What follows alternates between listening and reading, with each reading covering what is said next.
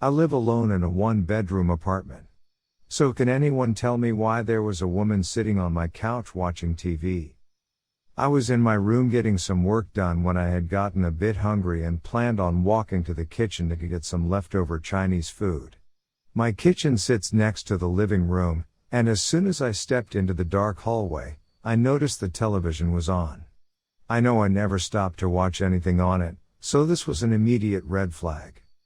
Thinking that maybe it was updating or maybe Alexa had switched it on by mistake, I walked over to turn it off, but my heart dropped when I saw a woman with oily black hair sitting on my couch watching it.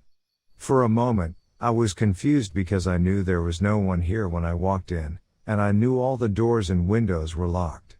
From the time I came home, I hadn't heard anyone break in, so how the hell could a person be sitting there? After the confusion passed, I wanted to walk forward and ask what the hell she was doing in my house, but something screamed that would be a grave mistake. If anyone has ever experienced sleep paralysis, that's what the feeling was like. I told my body to move, but the primal part of my brain refused vehemently. I slowly crept back inside my room and just waited in silence. At this point I know you're already screaming at me to call the cops, and trust me, I wanted to. Nothing at that moment would have made me feel better than to have 1 or 2 armed police officers there to deal with her so that I didn't have to. But if I'm being honest, I didn't want her to hear me talking. If she had walked to my room, I'd be trapped, and at that moment, I felt like that'd be a nightmare. After waiting for half an hour in silence, I mustered up enough courage to at least observe and see what she was up to. Forcing myself up, I cracked the door open just enough to get a clear view of the hallway and look at where she was sitting. If I didn't know any better, I'd have thought she had legitimately just stumbled into the wrong house and was relaxing like any normal person. But something was off. It almost looked as if she was slumped forward on the couch. Part of me wanted to believe she was sleeping, but what I saw next shattered all hope of that. She reached a disgustingly long arm towards the door and unlocked it from her seated position with ease. I haven't measured yet, but eyeballing the distance from my couch to the door, it had to be at least 8 or 9 feet away on the low end. She slowly stood up and made a clumsy effort to walk towards it. Her body was horrifying. She was tall. Uncomfortably so. If I had to guess, I'd say she was maybe over 9 feet with arms that touched the ground and dragged behind her. Her hands each sported roughly 11 fingers that had to each be around a foot in length. From what I remember, she was completely naked with sagging skin that hung loosely off of her extremely thin body. She was also paler than I thought possible. Her skin appeared almost gray, and if I didn't know any better, I'd think her skin belonged to that of someone recently deceased. She didn't move gracefully. She dragged her massive body towards the door and raised her long arm towards the doorknob to pull it open. It almost looked like she had to break her own bones to complete the movement. But as she pulled the door open and moved a spindly leg outside, she stopped. My blood ran cold as she slowly turned her head towards me, and I caught a glimpse of her face. I wanted to scream when I didn't see any eyes.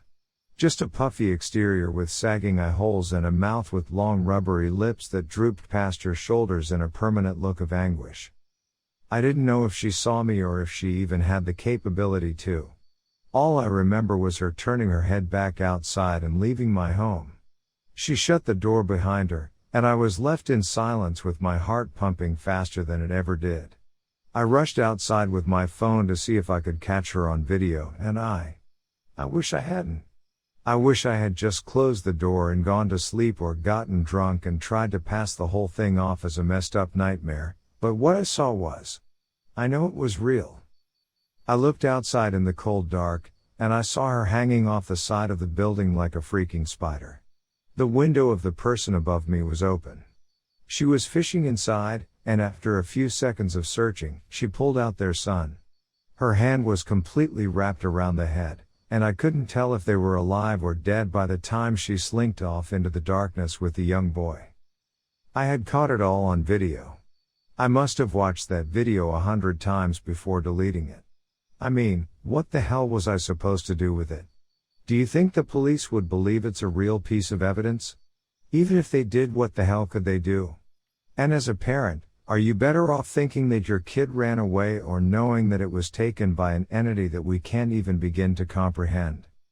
At least with the former, you have hope that maybe you'll see them again. I just couldn't bring myself to bring up such a crazy notion to a grieving family.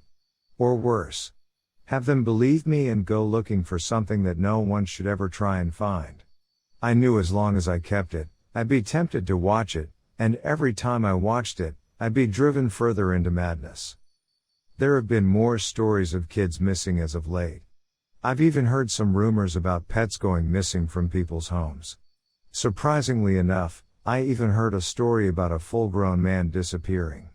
He was never seen again with absolutely no trace of where he went or why he left. The only thing suggesting any kind of outside force was an open window, and a few strands of hair police couldn't match any DNA to. This has taken quite a toll on my life. I tried to find info on this thing, but as far as I know, there's nothing. If anyone out there has had a similar experience, please tell your story or share images of the thing if you have them. I just want to know I'm not crazy. I'm quitting my job tomorrow and staying with my brother on the other side of the country. There's no fucking way I'm sticking around that thing more than I need to. I don't plan on being here much longer, but last night I heard a knocking at my door. I know the next time I see it, I won't be telling a story afterward. But I also know, I'm burning this whole damn apartment down with me.